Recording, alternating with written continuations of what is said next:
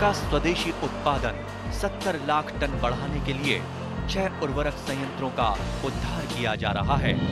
FCIL के गोरखपुर, सिंदरी, तलचर और रामागुंडम संयंत्र, HFCL की बरौनी इकाई और BVFCL की नामरू फोर्थ। सोने पर सुहागा ये है कि देश में अब बनेगा सिर्फ नीम लेपित यूरिया, क्योंकि इससे होगा किसानों का फायदा ही फायदा। अनाज का उत्पादन 10% तक बढ़ेगा। बढ़ेगी 10 से 15% नाइट्रोजन क्षमता।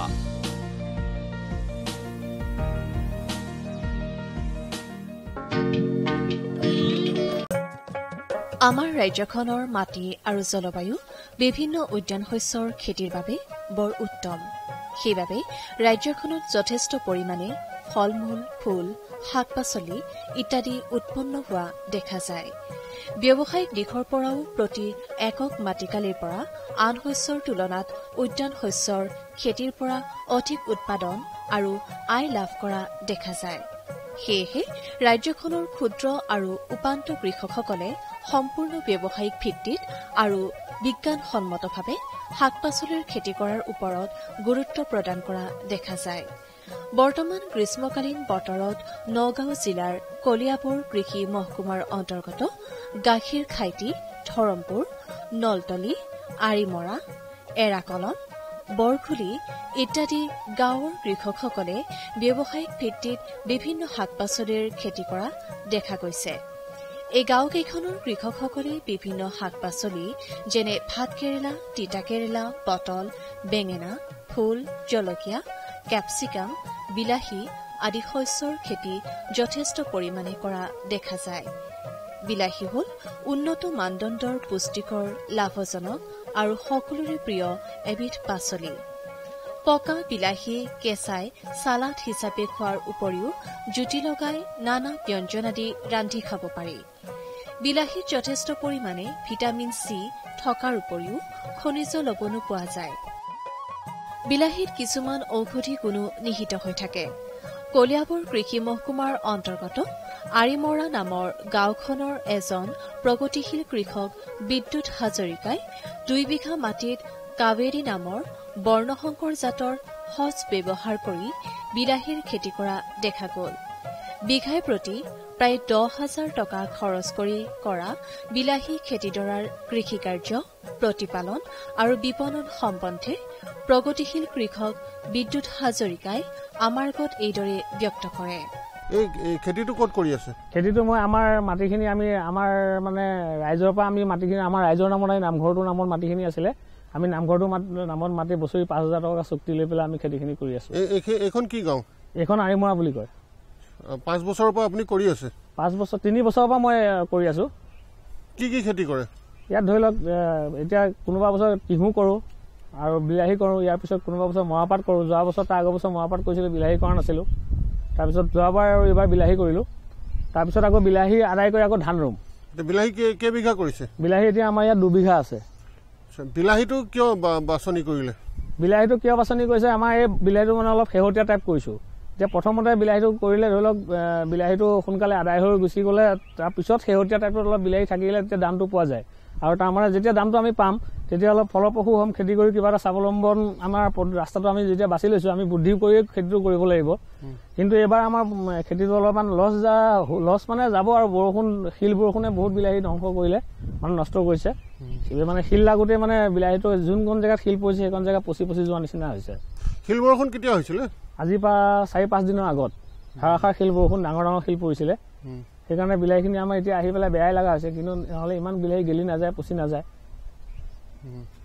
এই বিলাহী খেতিটো আপুনি কেতিয়া কৰিছিলে? বিলাহী খেতি আপোনাৰ ফাগুনৰ লাষ্টত লগাইছিলোঁ আমি। মানে পুলি লগাইছিল? হয়, পুলি আমি বেলেগ জেগাত পচাই আছোঁ। পুলি পেকেট কিনি আনিছোঁ। 10 গ্ৰামৰ পেকেট থাকে। আমি 4 পেকেট গুটি আনিছিলোঁ 2 বিঘা মাটিৰ কাৰণে। আমি ধুনীয়াকৈ পচাই পেলাই 21 দিনৰ মূৰত আকৌ ইয়াত ৰোপণ কৰিছোঁ। ধুনীয়াকৈ হাল বাই পেলাই গোবৰ সাৰ দিছোঁ অনলি ফৰ। ইয়াত খালি গোবৰ সাৰে আছে। কি জাত কৰিছে এইটো? এইটো কাবেৰী F1 হাইব্ৰিড। আপোনালোকে হাইব্ৰিডটো কিয় কৰে? হাইব্ৰিডটো কিয় কৰোঁ মানে আমাৰ যিটো লোকেল জাত পোৱা যায়, লোকেল জাতটো আমাৰ মানে প্ৰডাকশ্যনটো অলপ কম হয়।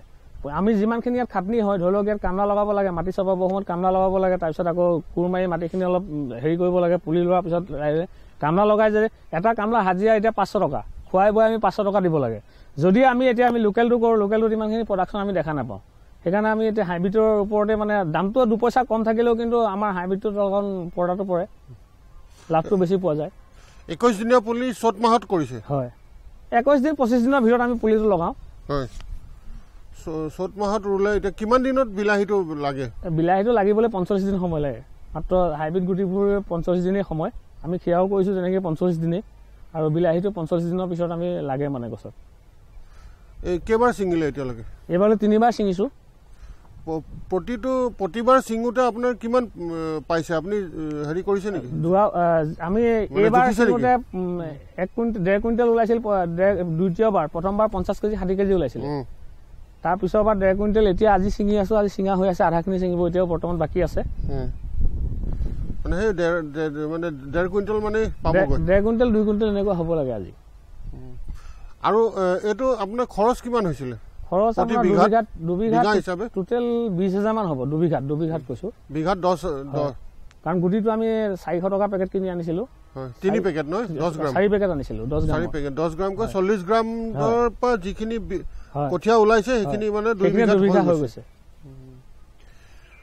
এতিয়া আপুনি আৰু কিমান দিন ছিঙিব পাৰিব আৰু 1 মাহ মান ছিঙিব পৰা যাব একেবাৰে লাষ্ট 1 মাহৰ পিছত ছিঙি আদায় কৰিব লাগিব কেইদিনৰ মূৰে ছিঙে আমি আজি ছিঙিলোঁ আকৌ কাইলৈ নিছিঙো পৰহিলৈ আকৌ মালটো ছিঙিম আমাৰ যিটো দাহনখীয়া চাইজৰ মালটো আছে সেইটো মানে এতিয়া থৈ দিছোঁ আমি দুদিনৰ অন্তৰে ছিঙি এদিনৰ অন্তৰে আমি আজি ছিঙিছোঁ কাইলৈ নিছিঙো পৰহিলৈ আকৌ ছিঙিব পাৰিম শাক পাচলিত শৰীৰৰ পুষ্টি সাধনৰ বাবে লাগতিয়াল মৌলসমূহ যেনে কাৰ্বহাইড্ৰেট প্ৰটিন ভিটামিন খনিজ লৱণ ইত্যাদি যথেষ্ট পৰিমাণে পোৱা যায় বিলাহী খেতিৰ বাবে ওখ ৰ'দ ঘাই বালি চহীয়া পলসুৱা মাটি বাছনি কৰিব লাগে মাটিডোখৰ ভালদৰে হালকোৰ মাৰি জৈৱিক আৰু ৰাসায়নিক সাৰ প্ৰয়োগ কৰি চহাই লৈ ময়াই সমান কৰি ল'ব লাগে বিলাহীৰ উন্নত জাতবোৰ হৈছে এনেধৰণৰ পঞ্জাব সোহৰা পঞ্জাব কেশৰী H12 পুছা early ডুৱাৰ্ক পুছা Ruby VC48-1 Arka আভা আৰ্কা আলোক BT1 বিলাহী 1 আৰু বিলাহী 2 এই আটাইকেইটা সঁচ অসমৰ মাটি আৰু জলবায়ু অনুসৰি খেতি কৰিব পাৰি আজিকালি এইবিলাক সঁচৰ উপৰিও বজাৰত উপলব্ধ নানাবিধ হাইব্ৰিড বা বৰ্ণসংকৰ জাত ব্যৱহাৰ কৰিও কৃষকসকলে বিলাহীৰ খেতি কৰা দেখা যায় আৰিমৰা গাঁৱৰে আন দুগৰাকী মহিলা কৃষক ক্ৰমে স্বৰ্ণ বৰা আৰু স্নেহলতা ডেকা হাজৰিকাই নিজৰ পৰিয়ালৰ সৈতে বেলেগে বেলেগে বিলাহী খেতি কৰাৰ কথা আমাক অৱগত কৰে প্ৰগতিশীল মহিলা কৃষক স্বৰ্ণ বৰাই তেওঁলোকে উন্নত কৃষি পদ্ধতি ব্যৱহাৰ কৰি কৰা 2 বিঘা বিলাহী খেতিৰ কৃষিকাৰ্য প্ৰতিপালন আৰু আন কৃষিকাৰ্য সম্পাদন কৰোঁতে পৰিয়ালক কৰা সহায় সম্পৰ্কে আমাৰ আগত এইদৰে কয় কি খেতিত কাম কৰি আছে আমি এতিয়া বিলাহী খেতিত কৰি আছো হয় আমাৰ ঘৰৰ আমি নিজে কৰিছো খেতি হয় আৰু যেহেতু মোৰ মানুহজনে কৰে যেতিয়া মানুহজনৰ লগতে লাগি ভাগি সহায় কৰি দিওঁ আৰু বাইদেউ একেলগে কৰি আছে হয় কেইবিঘা কৰিছে 2 বিঘা আপোনালোকে খেতিৰ কামত আমাৰ মানে আপোনাৰ মানুহকেইজনক কি ধৰণে সহায় কৰে কওকচোন খেতিৰ কামত মানে কি পুলি ৰোৱাৰ পৰা ধৰি গোটেইখিনিতে সহায় কৰি দিওঁ আমি ৰোৱাৰ পৰা ধৰি চিঙা কৰা বা মানে বজাৰলৈ যোৱা সময়লৈকে মানে কি গাড়ীত উঠাই দিয়া সময়খিনিলৈকে আমি সহায় কৰি দিওঁ দিনটো কিমান ঘণ্টা খেতিত কাম কৰিব লগা হয় দিনটো মানে আমি গোটেই দিনটোৱে থকা নিচিনা দুপৰীয়া সময়কণত খালি খাবলৈ যাওঁ তাৰপিছত আহি পেলাই আমি খেতিতে থাকোঁ বান্দৰে নহ'লে বান্দৰে অত্যাচাৰ কৰে যে বান্দৰ বহুত আছে ইয়াত বান্দৰৰ উৎপাতটো আছে দিনটো থাকিবই লাগে এতিয়া আপোনালোকে এই বিলাহী খেতিটো উঠাৰ পিছত ইয়াতে কি খেতি কৰিম বুলি ভাবি আছে বিলাহী খেতি হোৱাৰ পাছত আমি ধান খেতি লগাম শালি ধান হয় এতিয়া ইয়াতে বজাৰ ব্যৱস্থাটো কেনেকুৱা আপোনালোকে চাইছেনে আমাৰ ইয়াত নাই ইয়াৰ পৰা চুলুং বজাৰ নিয়ে আৰু আমবাগান বজাৰ আছে এতিয়া বিলাহী বজাৰটো কেনেকুৱা চলি আছে আপোনালোকে জানেনে? 7 টকাৰ পৰা 10-12 টকালৈকে তেনেকৈ চলিছে। যোৱাবাৰো বিলাহী খেতি কৰিছিলে? যোৱাবাৰো কৰিছোঁ। বিলাহী খেতিটো আপোনালোকে লাভজনক বুলি ভাবেনে? লাভ হয় আৰু খেতি নিজে কৰি কামলা লগালে ইমান এটা লাভ নাথাকেগে, কিন্তু নিজে কষ্ট কৰিলে অলপমান লাভত থাকে আৰু। বিলাহীৰ ৰোপণ সামগ্ৰী হ'ল বীজ। বিলাহী শস্যৰ পুলিবিলাক পুলিবাৰীত সজাই ল'ব লাগে। 1 হেক্টৰ বা 7.5 বিঘা মাটিৰ ৰুবৰ বাবে 500 গ্ৰাম বীজ পুলি সিঁচি পুলি গজাই ল'ব লাগে। পুলিবোৰৰ বয়স যেতিয়া 25 পৰা 30 দিনমান হয়, তেতিয়া পুলিবোৰ পুলিবাৰীৰ পৰা সাৱধানে উঠাই মূল পথাৰত ৰোপণ কৰিব লাগে। মূল পথাৰত বিলাহী পুলি ৰুবলগীয়া মাটিডোখৰ কেইবাবাৰো হালকোৰ মাৰি প্ৰয়োজনীয় সাৰ, গোবৰ ইত্যাদি প্ৰয়োগ কৰি শাৰী শাৰীকৈ পুলিবোৰ ৰোপণ কৰিব লাগে। বিলাহী পুলিবিলাক প্ৰতিটো শাৰীত 1 পৰা 1.5 ফুট বা 30 পৰা 45 চেণ্টিমিটাৰ ব্যৱধানত আৰু দুটা শাৰীৰ মাজত 2 ফুট বা 60 চেণ্টিমিটাৰ ব্যৱধান ৰাখিব লাগে। আবতৰীয়া বতৰ যেনে গৰম বা বাৰিষা কালত বিলাহী প্লাষ্টিক ঘৰৰ ভিতৰত ৰোপণ কৰিলে সজ অনুযায়ী শাৰী আৰু পুলিৰ মাজত ব্যৱধান 1.5 ফুটৰ পৰা 2 ফুট ৰাখিব লাগে। বিলাহী খেতিৰ বাবে বাছনি কৰা মাটিডোখৰ কেইবাবাৰো হালকোৰ মাৰি শেষৰবাৰ হাল মৰাৰ আগতে বিঘাই প্ৰতি প্ৰয়োগ কৰিবলগীয়া জৈৱিক আৰু ৰাসায়নিক সাৰৰ পৰিমাণ হ'ল এনেধৰণৰ: পচন সাৰ বা গোবৰ 1 কুইণ্টল, ইউৰিয়া সাৰ 20 কিলোগ্ৰাম, একক super phosphate 50 kilogram, muriate of potash 14 kilogram. এই ৰাসায়নিক সাৰখিনিৰ আধা ভাগ ইউৰিয়া, সম্পূৰ্ণ ভাগ একক ছুপাৰ ফছফেট আৰু মিউৰেট অফ পটাছ সাৰ, লগতে সম্পূৰ্ণ ভাগ পচন সাৰ বা গোবৰ সাৰ শেষৰবাৰ হাল মৰাৰ আগতে মাটিত সমভাৱে প্ৰয়োগ কৰি হাল মাৰি ময়াই সমান কৰি ল'ব লাগে। বাকী থকা আধা ভাগ ইউৰিয়া সাৰ পথাৰত পুলি ৰোৱাৰ এমাহৰ পিছত প্ৰতিটো পুলিৰ গুৰিত নাইবা দুটা শাৰীৰ মাজৰ ঠাইখিনিত পাতলীয়াকৈ লোৰ কৰি সমভাৱে প্ৰয়োগ কৰি মাটি জাপি দিব লাগে। সাৰখিনি পচন সাৰ বা গোবৰৰ লগত মিহলাই প্ৰয়োগ কৰিব লাগে, কাৰণ ইউৰিয়া সাৰ পোনে পোনে বিলাহী গছৰ শিপাৰ সংস্পৰ্শলৈ আহিলে গছ মৰহি যোৱাৰ আশংকা থাকে। এই সাৰখিনি একবাৰতে নিদি দুটা ভাগ কৰি দুবাৰতো দিব পাৰি। দুটা ভাগ কৰিলে 5 ভাগ গছত ফুল ফুলাৰ সময়ত মাটিত প্ৰয়োগ কৰিব লাগে। বিলাহী খেতিৰ কৃষি পদ্ধতি, সাৰ প্ৰয়োগ আৰু বিপণন সম্বন্ধে কলিয়াবৰ মহকুমা কৃষি বিভাগৰ এজন সহকাৰী কৃষি পৰিদৰ্শক গোপাল শৰ্মাই আমাক এইদৰে জানিবলৈ দিয়ে। বিলাহী খেতি দুবিধ, এবিধ বসন্ত কালত কৰে, এবিধ শৰৎ কালত কৰে। এইখিনি যিখিনি কৰিছে এইখিনি হ'ল আপোনাৰ বসন্ত কালত কৰা খেতি। তেওঁলোকে চানেকীয়া পলসুৱা, বালিচহীয়া পলসুৱা মাটি চিলেকশ্যন কৰি লৈছে। ইয়াত জীপটো থাকে, সেইকাৰণে ইৰিগেশ্যনৰ ইমান সমস্যা নহয় কাৰণে তেওঁলোকে মাটিখিনি চিলেকশ্যন কৰি লৈছে। মাটিখিনি ভালকৈ চহাই 4-5 চাহ চহাই ময়াই সমান কৰি ল'ব লাগে। মেইন ফিল্ডখিনি এনেকৈ প্ৰস্তুতি কৰি লোৱাৰ পিছত আপোনাৰ প্ৰথমতে লাগিল বীজতলী প্ৰস্তুতি। বীজখিনি আমি হাইব্ৰিড বীজেই লওঁ। 1 মিটাৰ বহল, 3 মিটাৰ, 1 মিটাৰ বহল মাটিৰ দৈৰ্ঘ্য অনুসাৰে বহল আপোনাৰ 3 ফুট 4 ফুট। আমি নিজৰ সুবিধা অনুসাৰে দীঘলকৈ আমি চিট বেড বনাই লওঁ। সেই চিট বেডখিনি ভালকৈ কোৰ দি খান্দি খুচৰি হাল বাই সমান কৰি ল'ব লাগিব। তাত পোক পৰুৱাৰ কাৰণে আপোনাৰ থিমেট 10G দিয়ে বা মালাথিয়ন 50% ডাষ্টটো মানে মিহলি কৰি লয়। কেতিয়াবা ৰাইজে দেখা যায় ফোৰাডনো মানে কঠাত 3 পোৱাকৈ সেই হিচাপত মানে বীজতলীটো ফোৰাডন কাৰ্বফোৰাডন দি লয়। তাৰপিছত বীজখিনি এৰাতি তিয়াই থোৱা বীজখিনি আপোনাৰ টুকি লৈ ধুনীয়াকৈ অংকুৰিত হোৱা বীজখিনি শাৰী শাৰীকৈ তেওঁলোকে সেই প্ৰস্তুতি কৰা বীজতলীত শাৰী শাৰীকৈ তেওঁলোকে দি যায় আৰু দি যোৱাৰ পিছত সমানে মানে মাটি ঢাকি দিয়ে। তাৰপিছত পাতলীয়াকৈ ইৰিগেশ্যনো কৰে। তাৰপিছত ওপৰত আপোনাৰ পানীখিনি জীপখিনি শুকাই নোযোৱাৰ কাৰণে নৰা নাইবা কলপাত দি ঢাকি দিয়ে। 2 ৰাতিমান ঢাকাৰ পিছত আকৌ সেইখিনি যেতিয়া বীজখিনি অংকুৰিত হ'বলৈ আৰম্ভ কৰে সেইখিনি আকৌ আস্তেকৈ আঁতৰাই পেলোৱা হয়। এনেকৈ তেওঁলোকে চাই থাকে, পৰ্যবেক্ষণ কৰি থাকে, ক'ৰবাত কিবা পোক পৰুৱা লাগিছে নেকি, কিবা বেমাৰে পাইছে নেকি। সেই তেনেকৈ তেওঁলোকে যেতিয়া প্ৰায় একমহীয়া পুলি হৈছেগৈ একমহীয়া পুলি লোৱাৰ এসপ্তাহ আগলৈকে তেওঁলোকে পাতলীয়া ইৰিগেশ্যন দি যায়। তাৰপিছত যেতিয়া তেওঁলোকে মানে মেইন ফিল্ড প্ৰিপেৰেশ্যন হৈছে আৰু এসপ্তাহমান লগাবলৈ বাকী আছে, তেতিয়া তেওঁলোকে ইৰিগেশ্যনটো নিদিয়ে। কাৰণ তেতিয়া পুলিবিলাক মানে মজবুত হয়, লেৰেলি নাযায়, মানে লগাওঁতে মানে খাৰা হৈ থাকে। সেই আলফুলকৈ সেই যিখিনি পুলিখিনি আনি এই ধুনীয়াকৈ তেওঁলোকে ফিল্ড প্ৰিপেৰেশ্যনত আকৌ আমি মেনিউৰ কেঁচা শুকান গোবৰ 2 টেলৰ দিব লাগে বিঘাই। তাৰপিছত লগতে আপোনাৰ 20 কেজি ইউৰিয়া, 50 কেজি এবেগ হ'ল single super phosphate, 15 KG muriate of potash. এইখিনিৰ ইউৰিয়াখিনি আপুনি 3 ভাগকৈ দিব পাৰিলে ভাল।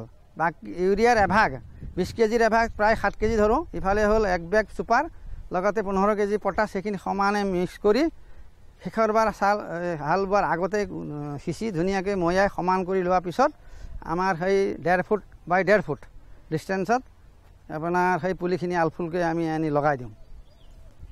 আকৌ মেইন ফিল্ডতো কেতিয়াবা দেখা যায় মানে পোক পৰুৱাৰ কাৰণে তেওঁলোকে মাৰাথিন 50% ডাছ বিঘাই 2 কেজি 2.5 কেজিকৈ ছটিয়াই লয়।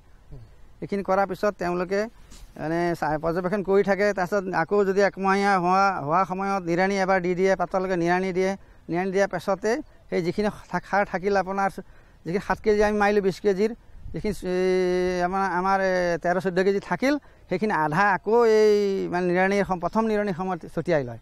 কেতিয়াবা 2টা লুৰৰ মাজত 2টা শাৰীৰ মাজত পাতলকৈ লুৰ খান্দিও তাতো দি যায় আৰু মাটি দি ঢাকি দিয়ে। আকৌ পিছত যিখিনি থাকিল আকৌ 1 মাহ বা তেনেকুৱা মানে চাই আকৌ তেওঁলোকে সেইখিনি বাকী 6 কেজি থকা ইউৰিয়া সাৰখিনি আকৌ গোবৰৰ লগত আকৌ মিক্স কৰি আকৌ সেই লুৰত আকৌ দি যায়। মানে ডাইৰেক্ট ইউৰিয়া সংস্পৰ্শলৈ বিলাহী খেতিৰ সংস্পৰ্শ আহিলে কিবা গেলি যোৱা বা কিবা বেমাৰ হোৱা চান্স থাকে, কাৰণ তেওঁলোকে গোবৰৰ লগত মিক্স কৰি দি যায়। তাৰপিছত পোক পৰুৱা ইমান ফুট বৰুৱা থাকে, তেওঁলোকে মালাথিয়ন 50 EC আপোনাৰ 2 ml মানে দি যায় পাৰ লিটাৰ ৱাটাৰত স্প্ৰে কৰি দিয়ে। আৰু কিবা বেমাৰ আজাৰ থাকিলে আপোনাৰ উইল্টিং মৰহি যোৱা বেমাৰ বুলি কয়, মৰহি যোৱা বেমাৰ যদি আপোনাৰ ওপৰৰ পৰা যদি লাহে লাহে মৰহিবলৈ আৰম্ভ কৰে, সেইটো বেক্টেৰিয়েল বুলি আমি ভাবি লওঁ। তেতিয়া লাহে লাহে 2-3 দিনত গোটেই গছজোপা লেৰেলি হৈ যায়, জমাই পৰি যায়। আকৌ দেখা যায় যদি তলৰ পৰা মানে পাতখিনি লেৰেলিবলৈ আৰম্ভ কৰিছে, জমাই পৰিবলৈ লৈছে, তেতিয়া দেখা যায় যে ফাংগেল উইল্ট বুলি আমি গণ্য কৰোঁ। সেইখিনি আমি পৰামৰ্শ দিওঁ যে যিকেইজোপা গছত লাগিছে তেওঁলোকে মানে শিপাৰে সৈতে খানি উঘালি আমি তাৰপৰা আঁতৰত পেলাই দিবলৈ আমি কৰোঁ, অলপ সাজেশ্যন দিওঁ।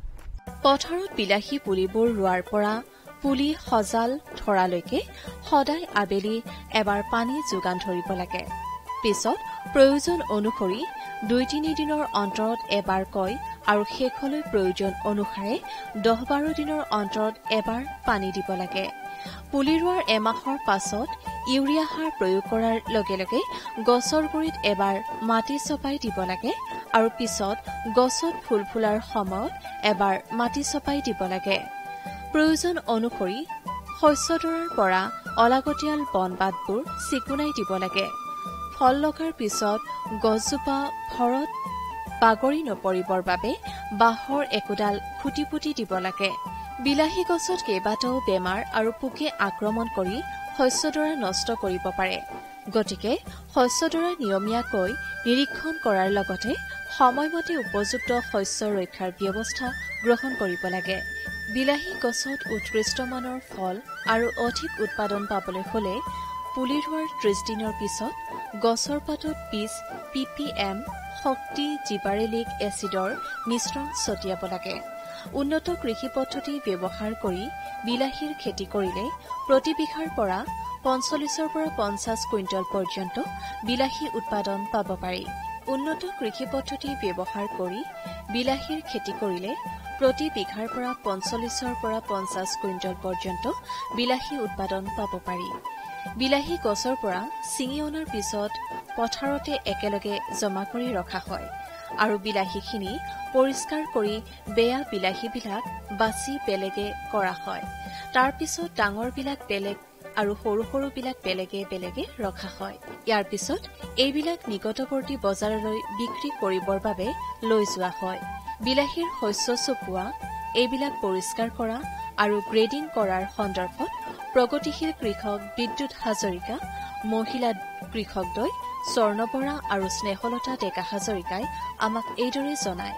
বিলাহী এতিয়া ছিঙিছে নেকি আপোনালোকে? এইবিলাক বিলাহী মানে কি কৰিছে এইখিনি? এইখিনি এতিয়া বাচিছোঁ, বাচি পেলাই আকৌ মুচিব লাগিব, বেয়াখিনি চাইড কৰিব লাগিব। তাৰপিছত শিল কৰি পেলাই বহুত নষ্ট হ'ল আমাৰ। সেইখিনি বাচিব, বাচি পেলাই এতিয়া চাফা কৰিব। চাফা কৰিম, কৰি পেলাইহে বজাৰত ৰাতিপুৱা বজাৰত পঠিওৱা হয়। ইয়াতে বজাৰ ক'ত আছে? চুলুঙত আছে। চুলুং আছে, আমবাগান আছে। চুলুঙত আছে, আমবাগানত আছে। এতিয়া বিলাহীৰ দাম কেনেকুৱা? এতিয়া বিলাহী 9 টকা 10 টকা তেনেকুৱা হৈছে। পাইকাৰী পাইকাৰী দিওঁ, বহিলে বেছি আমাৰ। তাত গৈ দিয়েগৈ ন? বজাৰত গৈ দিব লাগে। হয়। এই যিটো আপোনালোকে চাফা কৰিছে বা এইটো এতিয়া আকৌ বাচিব, মানে ডাঙৰবিলাক ডাঙৰ ভাগে, সৰুবিলাক সৰু ভাগে বাচিব ন? মানে পকা কেঁচা দুইটাই মিক্সে যাব। আৰু 2 নম্বৰ কথা, এতিয়া আমাৰ মানে যিটো লেতেৰা হৈছে বেয়াখিনি মানে আমি বাচি। আচ্ছা, এইটো বাচিলে আপোনালোকৰ লাভ কি হয়? লাভ কি হয় মানে অকণ ধুনীয়াকৈ চাফা কৰি দিলে, হ'লেও বাচি দিলে বজাৰত দাম 2 পইচা বেছি যোৱা যায়।